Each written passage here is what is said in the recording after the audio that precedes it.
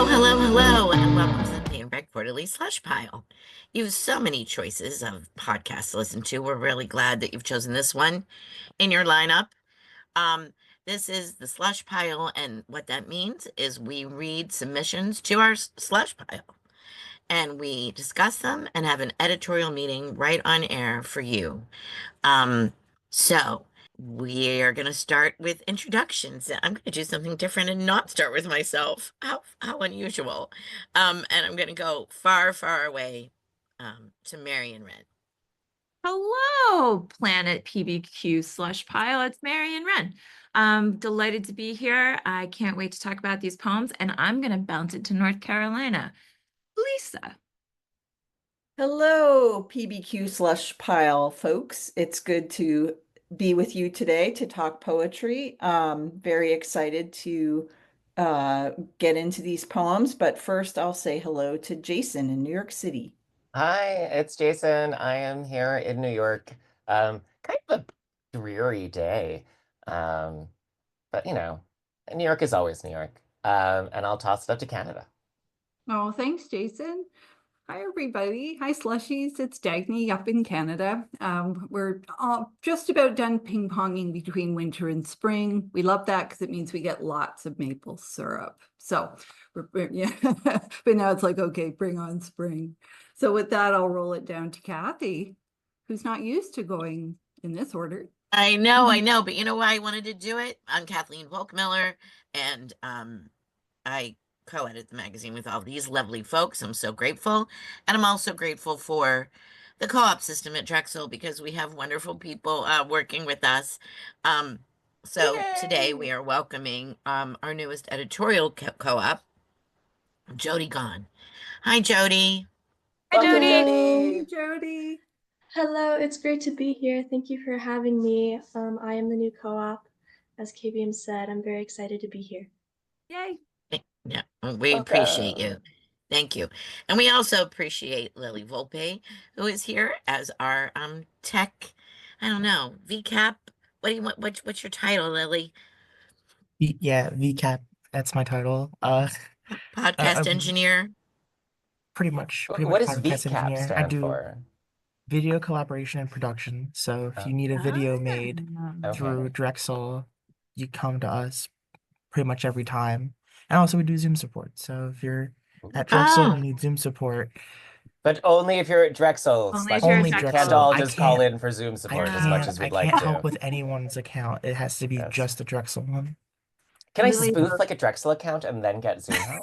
Can I If you somehow get connected, I'll help. All Oh, right. that's lovely. Thank So you. I love that VCAP is also like some sort of inversion of like Captain Volpe, right, Lillie? Like I think it's you, Yeah. Captain V, VCAP. I never thought about that. That's not something I thought about.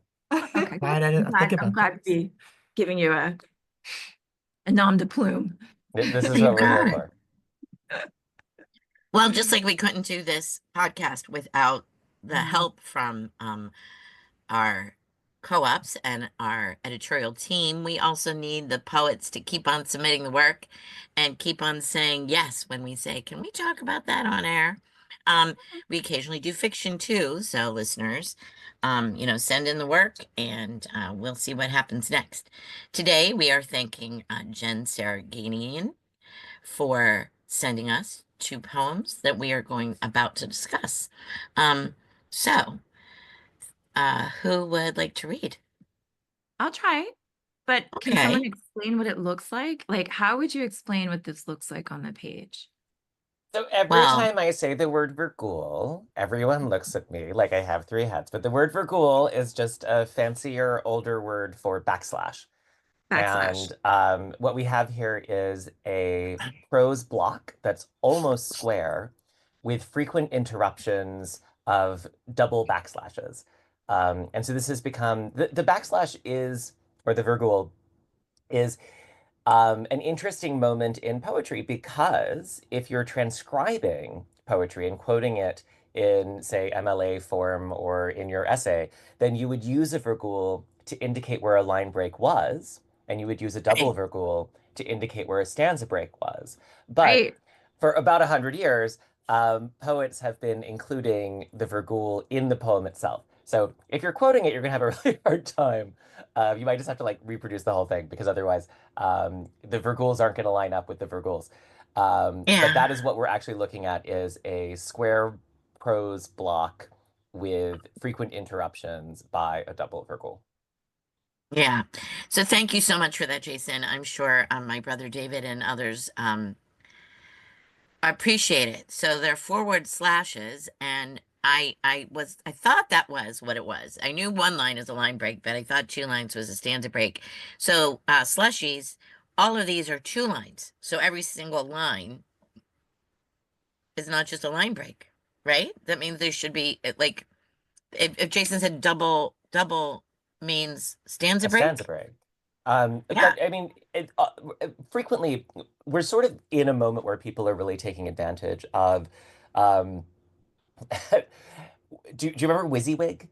Yeah. WYSIWYG is if you were over 40, you might remember WYSIWYG word processing, which is what you see is what you get. That's an acronym for what you see is what you get. And in the old days, in the very early days of word processing, when you were formatting things, you couldn't see you couldn't see it on the screen. We're now so deep into like a gazillion years of Microsoft Word where you're actually looking at what's going to be printed exactly. You're not, highlighting things and then they're going to print up as superscript or they're going to print up as italic. Sure. But for whatever reason, in the last like 10 years, or in the last like really like 5 years, but like last 5 to 10 years, like in the first like sort of iteration of digital transformation with poetry, there's a lot of flash animation. Like if you're looking in like the 2000s, there was like a lot of attention to these kinds of things. But in the last 10 years, there's been like a huge amount of this kind of in the same way that it took E. E. Cummings 60 years after the invention of the typewriter to actually start taking advantage of the kind of choreography on the page and layout. I think you're currently seeing a really powerful trend to take advantage of the layout possibilities of what you see is what you get, word processing. And so just in reading like applications and stuff, this has become extremely common.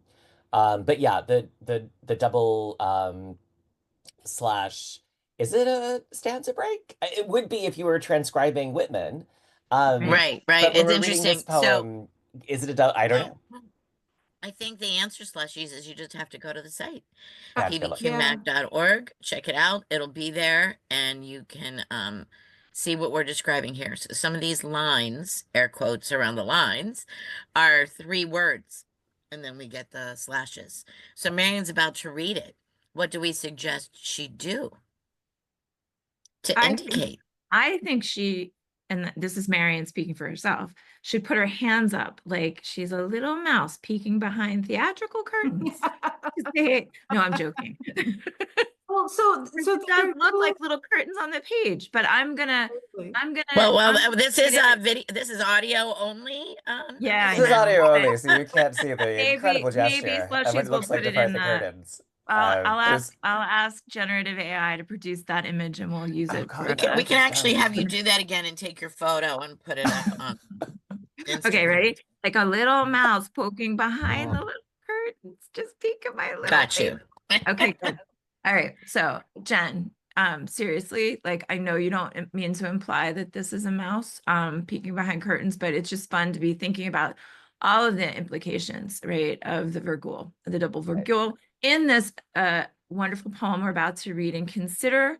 It's called Walking into St. James Cathedral as if we were already ghosts. Can I say one more thing before we read? Yeah. That also, I do think disorientation has become a really key component of many people's prosody. And so I don't want to suggest that, like, just because I'm sort of giving the history lesson that I have the right answer or that there's kind of a way to lock it down, that I think that the disorientation of it is often part of that process. And so if you're looking at it, Slushy, and you're like, I don't really know how to read this, I think that's often part of the process. I think that's often part of it. That disorientation is something you should embrace and not feel like it's something that you have to kind of scrub away with erudition or facts, but you should sort of like lean into and enjoy those possibilities and ambiguities of an unfamiliar structure. Sorry, continue. I love it. So we're also really fortunate to have a scholar of the line to describe all this to us before we even get to the poet. But Marion, continue. I was just going to say a scholar of the line in Jason and someone who is just embracing the sort of disorientation by thinking of animated mice. Okay, ready?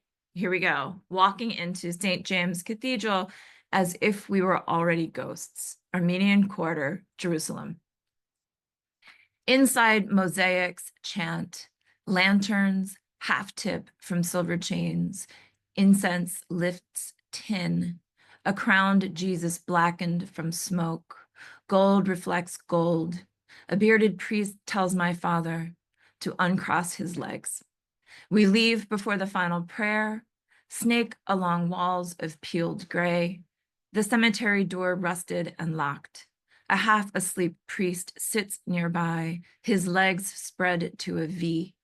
He says the cemetery guard is away.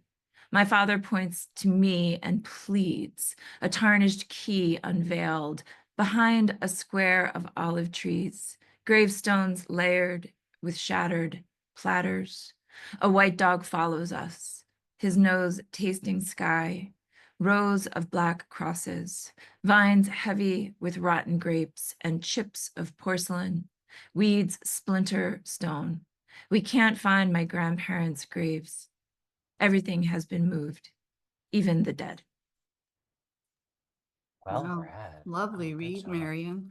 I Thank want you. to draw our attention back to form again for a moment, because I think that the form that we've been discussing of this poem, where it's like a square centered in the middle of the page, fully justified, it feels like a miniature to me. It also reminds me a bit of like an illuminated manuscript.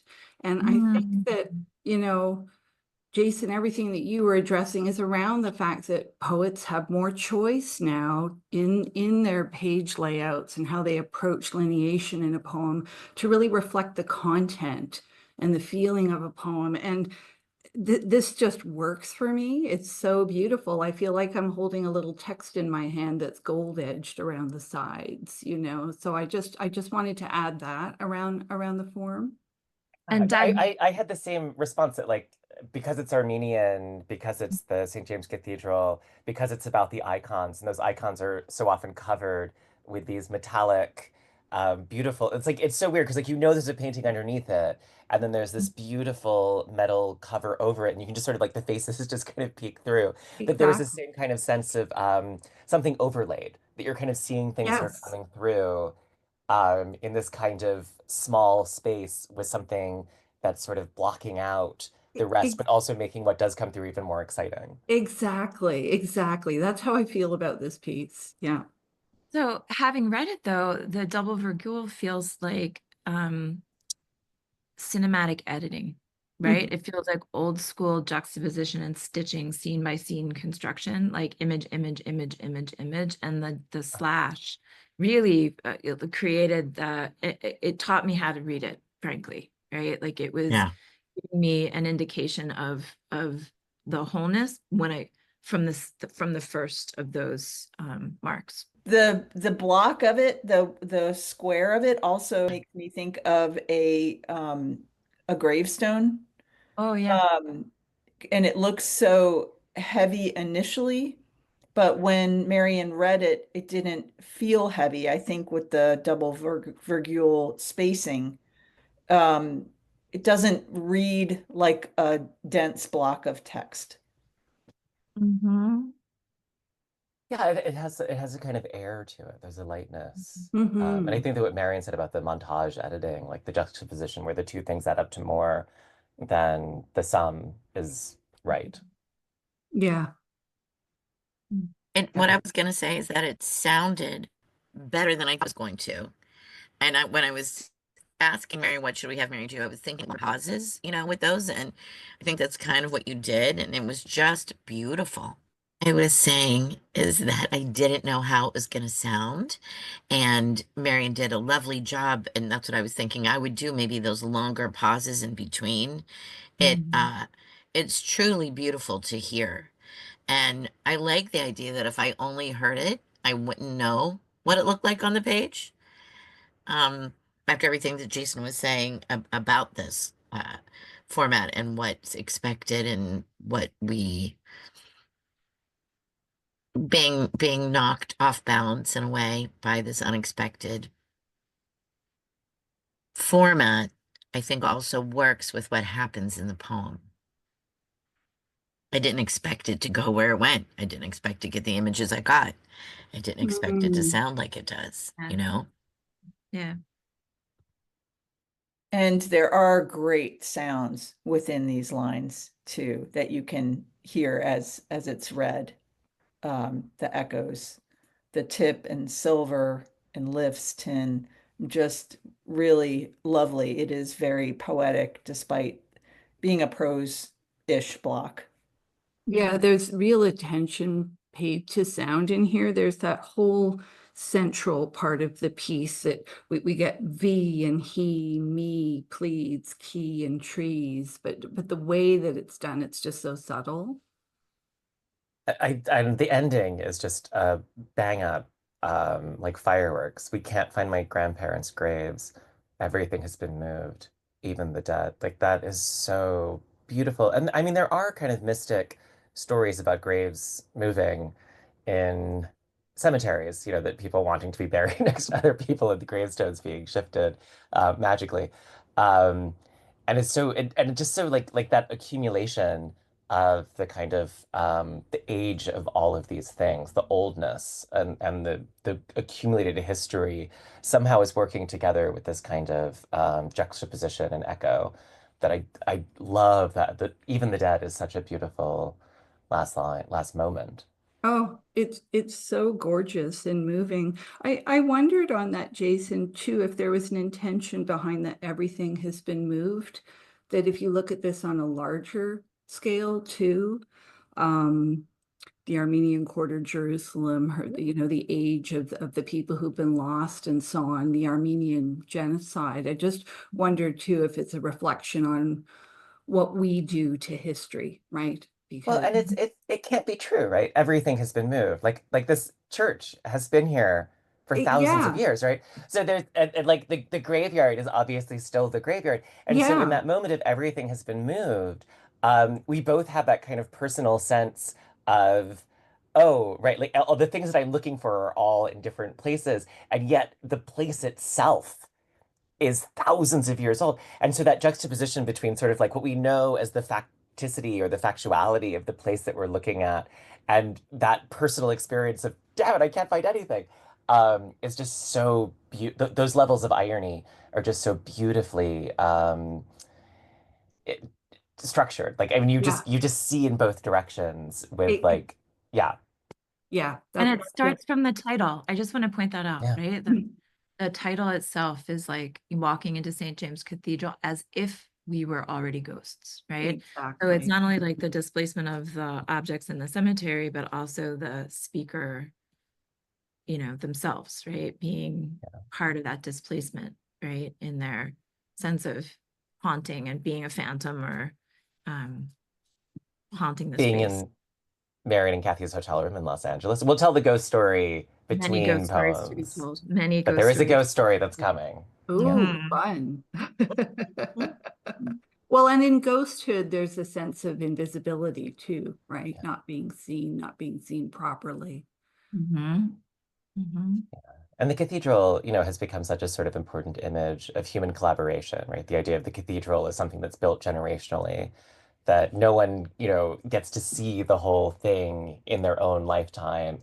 And the Yeah. faith, both in, continuing to build what has been left and in building for the future, that, the sort of the ghostliness of them, what else could you be, right? That if this is a structure that spans endless generations, or we hope endless generations, um, that yeah, the ghostliness, there's no other way to enter it other than with a sense of oneself as a blip in something so much bigger. But to also feel important, right? Like if you're a tile in a mosaic, it matters what the mosaic is.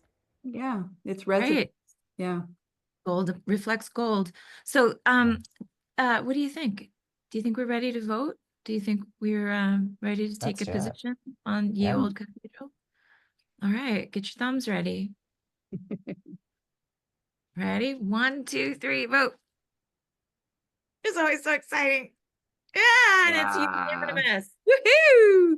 Oh, beautiful, Woohoo! beautiful poem. You know what? I wish the poet could see dear Jen Siraganian, how we all look with our thumbs up. We look like we're holding virgules. Like we just made virgules of the Zoom page for you. So yay.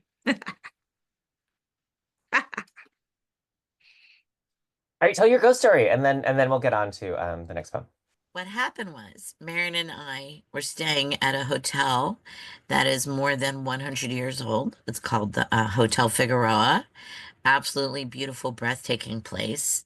And it was the first women opened it and ran it because they were angry that there were no hotels that would allow women to stay on their own.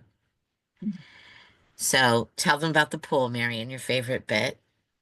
So at the Hotel Figueroa, they honor this past, this sort of like progressive feminist politics. The hotel is a site of like, artists and thinkers, and they built a pool in the backyard in the shape of a coffin. And it's meant to represent death to the patriarchy. And then all of the staffers at the Figueroa Hotel these days wear a little silver coffin badge in honor of the pool in the backyard. Right. So Yeah.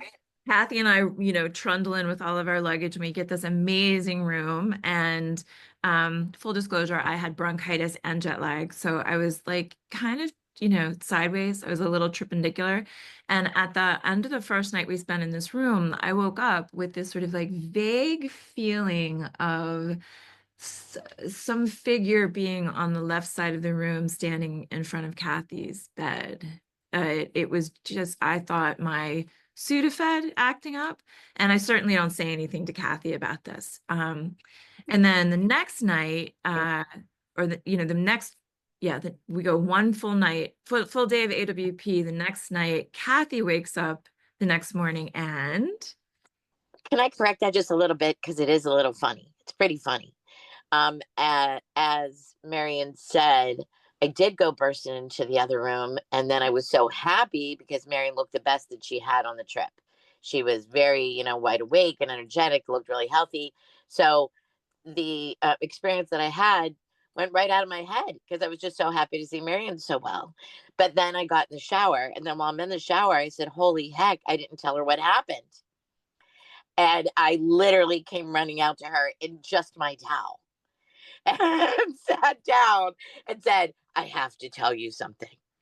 And as soon as I started to tell her, I could see from her face, she had not told me about her, what she had seen. And so for me, the woman was in the exact same corner and was just, and it very much looked like a full-fledged woman, white hair, white skin, and her face was just absolutely impassive. There was no expression to her face. But then she took a couple steps toward the bed and was actually bowing like from the hip.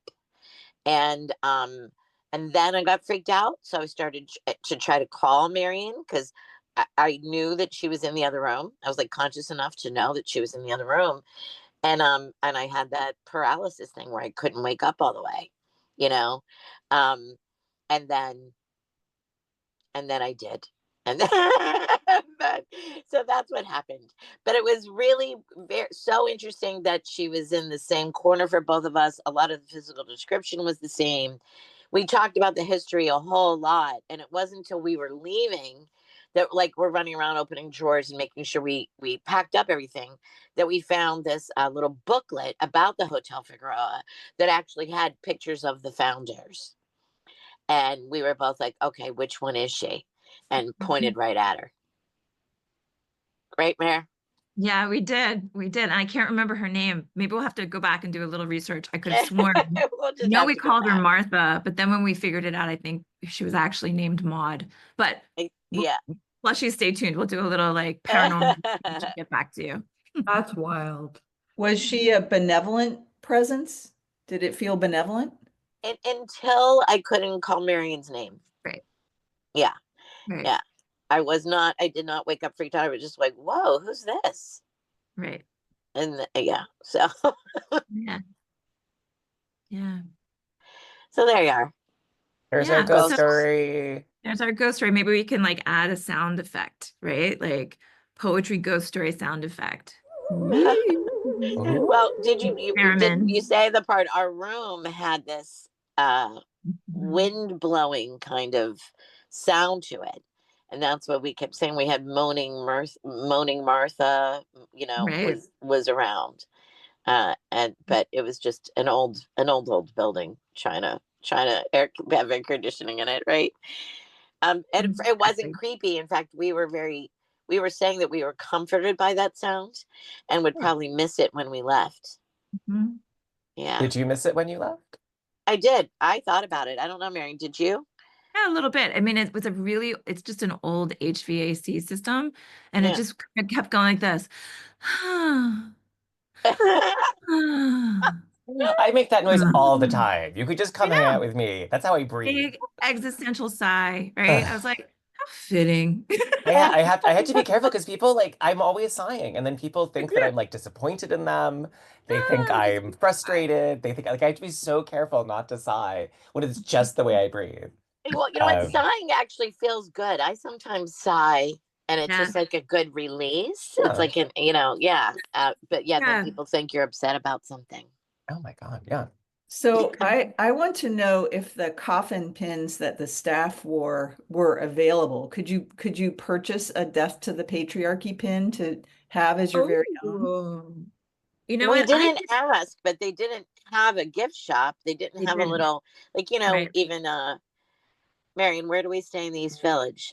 The Standard, That's it. sells Standard. a few items that are theirs. They didn't have a little for sale thing, but maybe if you ask.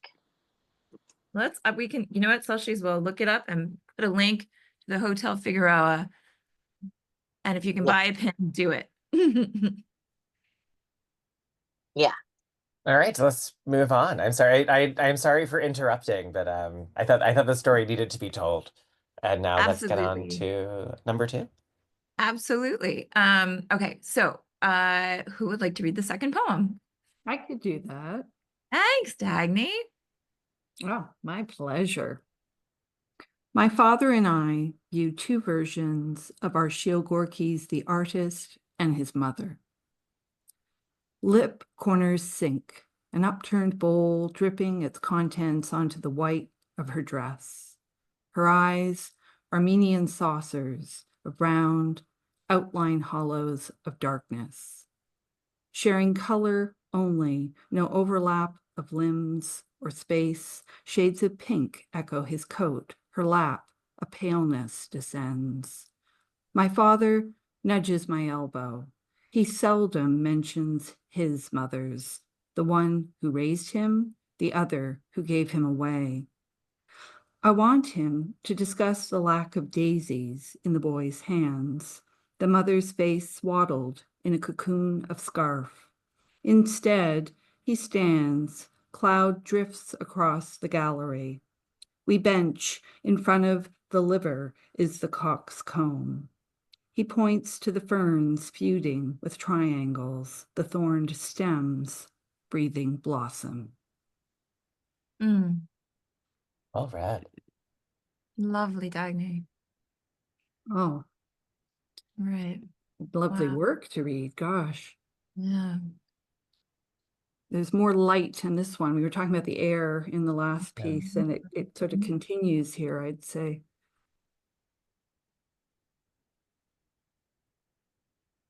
But it's a much more traditionally laid out poem in couplets, and it's just kind of, yeah, more traditional in that sense. It's funny because I didn't realize that this painting existed in multiple versions. Like I've seen that, like this used to be in I've seen this so many times at MoMA, in at the Hirshhorn, at the like over and over again. If you're looking at a modernism retrospective, like this is up there with Mademoiselle d'Avignon and like Picasso's Blue Period, and it's like right after Fauvism, and there's this sort of like amazing. It's a very muted color palette in like response to kind of like what had been a sort of like really vibrant color palette. Yeah. Um, I was sort of like, and I was like, oh, do people still know this painting? But I certainly didn't know that there are more of them. And it's sort of amazing because it doesn't really. I mean, there are descriptions of the painting, the headscarf, the boy is he holding something? I don't remember him holding anything. But it's such a sort of like it's like Whistler's mother. It's sort of this, amazing like touchstone. And it's so intimate with seeing his father and thinking of his father as the boy, not thinking, right? I mean, not like it's the artist and his mother. And so the father gets transposed into the position of Gorky as a child. It's kind of amazing the way that it's sort of like it keeps sort of placing his father into the painting instead of himself, right? That Yeah. there's like Yeah. and usually if you do that kind of distancing, it sort of pushes someone out of the poem. But in this one, I thought it really pulled you in. Well, and that stanza is so moving. His mother's the one who raised him, the other who gave him away. It's just, wow.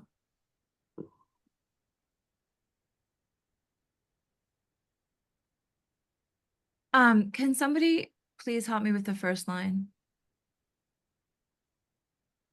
Like I get an upturned bowl dripping its contents onto the white of her dress. Like I can see that. Lip corners sink. My brain won't process that. I What does think that it's just I think it's just a frown. Yeah, I Yeah. think it's the mother is Oh, frowning. oh, Yeah. got it. Yeah. Like lips. Like lip. Yeah. Yeah. I was Lip like, corners. okay. Yeah. It's really being pulled Lip down. and corners. Yeah. Corners are a noun, not a verb. Okay. Yeah. I was like, Marion, I don't. I had the same problem when I initially read the poem. I think because it goes to bowl Yeah. next. I was Yeah. thinking, oh, is it the corners of the bowl, like Right. the edges of the bowl turning down? Yeah. So yeah, I see I see where your confusion came in. I had the same Oh, issue. thank you. Thank you. Thank you. Yeah, the mother is frowning, and then the Right. dress is white, and so Yeah. it's sort of dripping onto it. Beautiful. Her eyes are median saucers of round. Mm.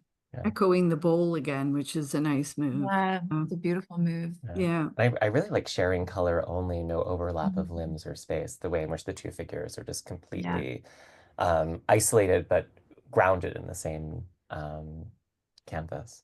Yeah, Mhm. and echoing what you said earlier, that phrase, "a paleness descends," it's just such a great way of catching the atmosphere of the painting. Mm.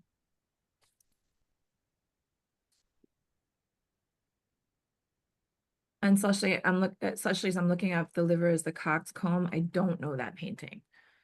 Oh, You can Google it. Yeah, it's also a well-known. It's more abstract. yeah, not, yeah.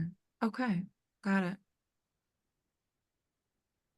I had a couple of hesitations, like the Armenian saucers of round. I was like, aren't saucers already round? Like, come on, Mm, Armenian saucers of something. But round is round. They're already saucers. mm, But I love once we get to the dad. Like in the description of the painting, I sometimes felt like a little bit pushed out, but in the description of the father looking at the painting, I was like totally there. That yeah, was where I felt the most engaged. yeah. I do actually also love that line. I want him, line break, to discuss the lack of daisies in the boy's hands. It's just such a quirky desire, right, that the speaker has from the father who's just nudged him, right? I love that detail. Yeah, it's always a neat move to discuss something that's not there. Right? Yeah. And the verb in that second to last couplet does that refer to the father as the father cloud drifting across the gallery, like to the Oh. next painting? That's what I ended up figuring. So he stands and he cloud drifts across the gallery, right, to Yeah. land at another painting, at another artwork. And then we bench, which is a nice Yeah, way to love say that phrase. we Yeah. sit down. Yeah, exactly. The liver is the coxcomb. When I looked it up, I recognized it immediately, but it also, for me, so the final stanza leading into he points to the ferns feuding with triangles, the thorned stems breathing blossom. which is beautiful. I love it, but I didn't see that in the liver as the coxcomb. And I don't know if that's a me problem or if is that a me problem? Well, Mm-hmm. you know, I had that thought too. I love how we talk about, wait, let me get back to it. So sorry. I love his mother's the one who raised him, the other who gave him away. Mm-hmm. Such a Mm-hmm. quiet, interesting way Mm-hmm. of saying something that's so important. Mm-hmm. And so I was thinking about the lack of something in the boy, you know, and this father is the central figure of this piece, right? So I was trying to make a connection with the lack of daisies in the boy's hands to the father and whatever he was discussing about the mothers. Yeah. And He Cass, just seldom mentions them, right? He yeah. seldom talks about it. Yeah. And just to link that back to some of what we were like discussing a moment ago, and Jason, I take that point about the Armenian saucers of round, right? Yeah. The sort of spaces of emptiness, right? And bowls as containers, right? There's like this double move being made, a kind of, who is it, Winnicott, who talks about like parenting as a form of containment, right? So you get that sense of like mother, parent containing the speaker, the desires of the child, and an emptiness, a simultaneous emptiness, you know, around the bowl, right? The image Yeah. of the bowl. I really appreciate the like that symbol system in the poem, or that image system. We have hollow. There's a lot of it, right? Yeah. What isn't there? And Yeah. Jodi, don't feel any pressure to say anything, but I do want to make space for you if you do want to say anything about the poem. No? We're getting a head shake. Okay, Slushies. Aw. A good reminder though. Yeah, Jodi's here with a handful of daisies.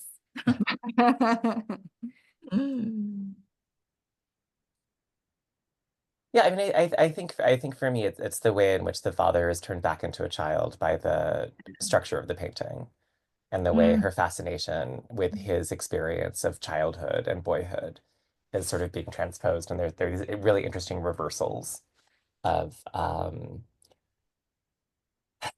parentage, right? Of who's older, who's younger, who's more experienced, who's more wounded, who's, you know, at what stage. And I think the Winnicott is right, you know, yeah, that it's this question of development and this fascination with how one might stay in one stage or another. Right. And that, again, the sort of the double reading of both containment and emptiness, right? That both persist. Very cool. And with that shifting of the father back to childhood too, then it makes that stanza, instead he stands, cloud drifts across the gallery, to me, that really leads into that nicely, kind of continues that nicely, that you know, kind of the child wandering away, you know. Yeah. There's a nice development of the floral imagery, because we have the lack of daisies in the boy's hands, and that's what the speaker wants the father to discuss. And yet at the end, he's pointing at the ferns, the thorn stems breathing blossom, which is, you know, kind of this violent and unexpected image, but ends in beauty. So it's a nice finish, a nice end to this floral image. Not as simple as daisies, more complicated, but still getting to blossom. What's interesting, because it's a very familiar image, you know, the rose and the thorn, or the flower and the prickle. Um, but the surprises in the syntax, right, is in breathing blossom is the surprising form of syntax. But I don't know, I kind of wanted a more exciting image there. I found that a little bit unsatisfying as an ending. I just love that you said prickle. Prickle is an underused word. Bringing it back. Prickle. Yeah.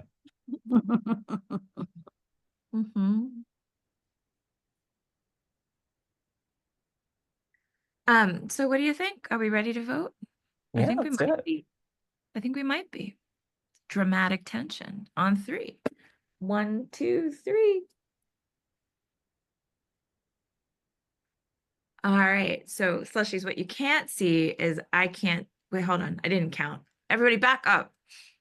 I don't think it's in. I think it might. Oh, I think we might have a tie. We have a tie. Tie. This is why I'm confused, Slushies. We got a tiebreaker issue. Can we give down Lillie the the middle. Can we Straight give Lillie the down deciding vote? middle. Lillie, do you want the deciding vote? Yeah. There's this. Lillie? Oh, it's in! Oh! Envy. All right. Vote. Thank All you, right. Lillie. She shoots, Thank you, she Lillie. scores. Lillie, she shoots her scores. Well done, Lillie. All right. All right. And also thank you, Jen, right? These were amazing poems, and I'm delighted that they surfaced in the slush, I can't say it now, slush pile. Surfaced in the slush pile. Jen Siraganian, we are indebted to you. Thank you. And usually we end the episodes with Kathy asking, has anybody read anything or done anything or want to confess anything? So Wait, can you hear me? Now we can hear you. Now we can I hear think you. we should Yeah. definitely start wanting to confess something. Because usually I just say, does anybody have anything to say? And I'm always like, but what can I confessions. confess We to? should do confessions. Yeah. Editor Volk Miller, it has been 2 weeks since my last podcast. Yes. Oh, that's good. Oh my goodness. Yeah. Well, does anybody have anything to say? I found out I just got a travel grant that I applied for to go back to Scotland and look at runes. Oh, Bravo. Wow. Oh, where are you headed, Jason? Where in Scotland? Going back to the Orkneys. I'm going to be in Kirkwall, and then because the last time I was there, I didn't get to go to Skara Brae because of the Nice. weather. So I'm hoping this time I can actually make it out to Skara Brae. But I was sort of fascinated. I ended up, there were all Beautiful these country. runes. Mhm. And like it's fun. RUNES. I've had this conversation, and many Okay. people are like, "What are you Yeah. saying? Are you saying ruins? Runes or saying, ruins? And I'm like, no, I'm saying runes. Rude. And I'm really fascinated with because I actually found I had a lot of questions about runes, and I hadn't gone to Orkney to look at runes. I'd gone there because it's where Frankenstein goes to build the female monster in Frankenstein. And it was sort of a silly thing to do, but it turns out that was where the answer to all of my questions about runes lay, and so I'm going back to spend some more time with them. And actually, runes coexisted because English letters or Latin letters were not used to transcribe anything in a British language until the 700s. Like during the entirety of the Roman occupation, at no point were Roman letters used, Latin letters used for anything outside of Latin. And then in the late 700s, when missionaries came in, that's when they began transcribing things into Anglo-Saxon, Old English, Welsh, Celts, Gaelic. And so, but the runes came in from Denmark, and so there's this other writing system that's really fascinating, and it coexisted with Latin for a long time. Like people just used whichever one made more sense. And it made its way right around yeah. the world. So you see like Icelandic runes, and you've got Scottish runes, and then you've got them in my sister's collection of tarot cards. I found the runes I'm trained with. So Jason, I really am glad that you're going to go study runes, because then maybe I can hire you to tutor me in what sense to make of them. Yeah. You know what? We just went off of that, and we never wrapped it up and said goodbye to our slushies. We just started our chatting. Oh, see what happened, slushies. So I would just like to say, keep reading. Thank you for listening. Let us know what you think of how we're doing with all of our things. And yeah, love you. Bye. Keep reading. Love you. Bye. Keep an eye on Jason in Scotland. Bye, slushies. Bye, slushies. Bye. Thank you. That was great.